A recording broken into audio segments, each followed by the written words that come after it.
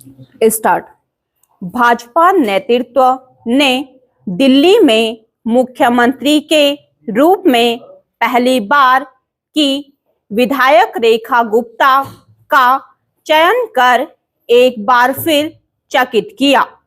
अतीत में भी वह अन्य राज्यों में ऐसे चेहरों का चयन कर चुकी है जो या तो मुख्यमंत्री पद के प्रबल दावेदार नहीं माने जा रहे थे या फिर उनकी गिनती दावेदारों में नहीं हो रही थी। दिल्ली में मुख्यमंत्री पद के लिए रेखा गुप्ता का चयन यह बता रहा है कि भाजपा ने राजनीतिक दृष्टि से सभी समीकरणों को ध्यान में रखने के साथ ही एक महिला को आगे बढ़ाकर दिल्ली के साथ शेष देश की महिलाओं को भी संदेश दिया। वर्तमान में वह ममता बनर्जी के बाद देश की दूसरी महिला मुख्यमंत्री है। इसकी अनदेखी नहीं की जानी चाहिए कि पिछले कुछ समय में एक के बाद एक चुनाव में महिलाओं ने मतदान के मामले में पुरुषों को पछाड़ा है और वे एक महत्वपूर्ण वोट बैंक बन गई हैं।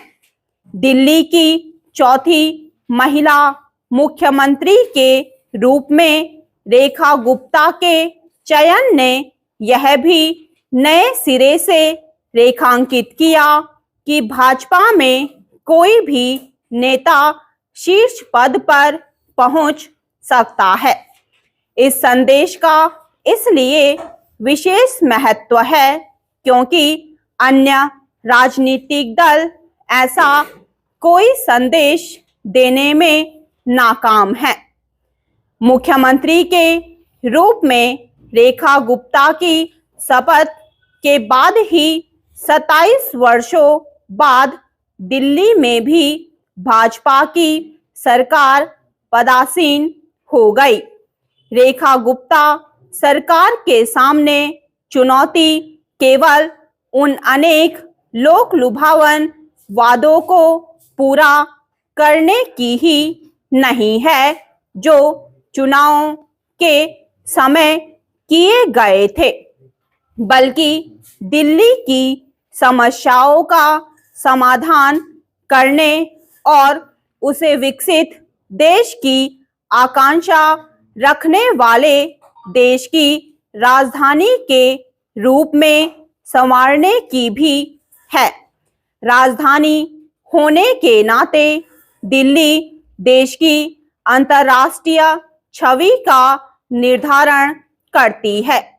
निसंदेह रेखा गुप्ता के पास संगठन का अनुभव है और उन्हें थोड़ा बहुत प्रशासनिक अनुभव भी है, लेकिन उनके समक्ष चुनौतियां कम नहीं। चुनौतियां इसलिए अधिक दिख रही हैं क्योंकि पिछले 10-12 वर्षों में दिल्ली अनेक गंभीर समस्याओं से घिरी है। राजधानी होने के बाद भी उसके कुछ इलाके अविकसित इलाकों जैसे हैं। यह अजीब है कि देश की राजधानी के कुछ क्षेत्रों में पाइपलाइन से पेयजल नहीं पहुंचता। दिल्ली का आधारभूत ढांचा तो चरमराया ही है, वह प्रदूषण, ट्रैफिक जाम से भी ग्रस्त है। दिल्ली में बहने वाली यमुना भी बुरी तरह प्रदूषित है।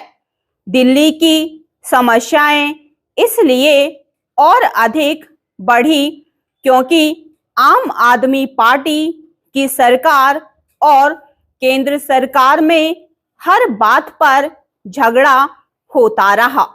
इससे समस्याएं सुलझने के स्थान पर उलझती रही। अब केंद्र सरकार के बाद खींचतान की गुंजाइश खत्म हो गई, लेकिन दिल्ली को उसकी समस्याओं से मुक्ति तब मिलेगी जब शासन के प्रत्येक क्षेत्र में सचमुच सुशासन का परिचय दिया जाएगा। स्टॉप।